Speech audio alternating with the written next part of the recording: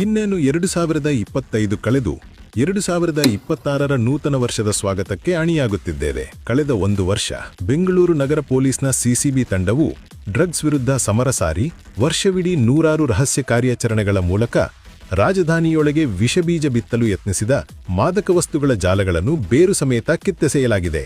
Drugs ವಿಚಾರದಲ್ಲಿ ನಾವು compromise ಆಗೇ ಇಲ್ಲ.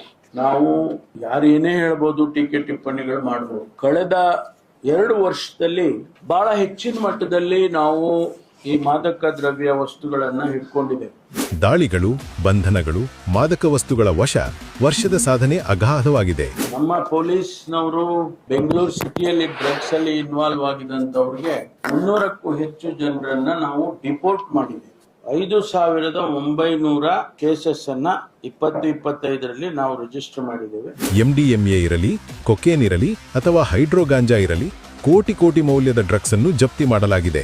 ಈ ವರ್ಷಕ್ಕೆ 25ರಲ್ಲಿ 1,447 ಕೆಜಿ ಡ್ರಗ್ಸ್ ಅನ್ನ ಹಿಡಿದಿರೋದು. ಅದರ ವ್ಯಾಲ್ಯೂಯೇಷನ್ ಮಾಡಿರೋದು 162 ಕೋಟಿ. 24ಕ್ಕೆ 98 ಕ್ರೋರ್ಸ್, ಆಮೇಲೆ 23ಕ್ಕೆ 103 ಕೋಟಿ. ಒಟ್ಟು ನಮ್ಮ ಸರ್ಕಾರ ಬಂದಾಗಿನಿಂದ ಹೆಚ್ಚು ಕಡಿಮೆ 400 ಕೋಟಿ ರೂಪಾಯಿ ಡ್ರಗ್ಸ್ ಅನ್ನ ಹಿಡಿದಿದೆ. ಇದು ಒಂದು ರೀತಿಯಲ್ಲಿ ದೊಡ್ಡ ಸಾಧನೆ ಅಂತೇಳಿ ನಾನು ಹೇಳೋದಕ್ಕೆ ಬಯಸ್ತೀನಿ.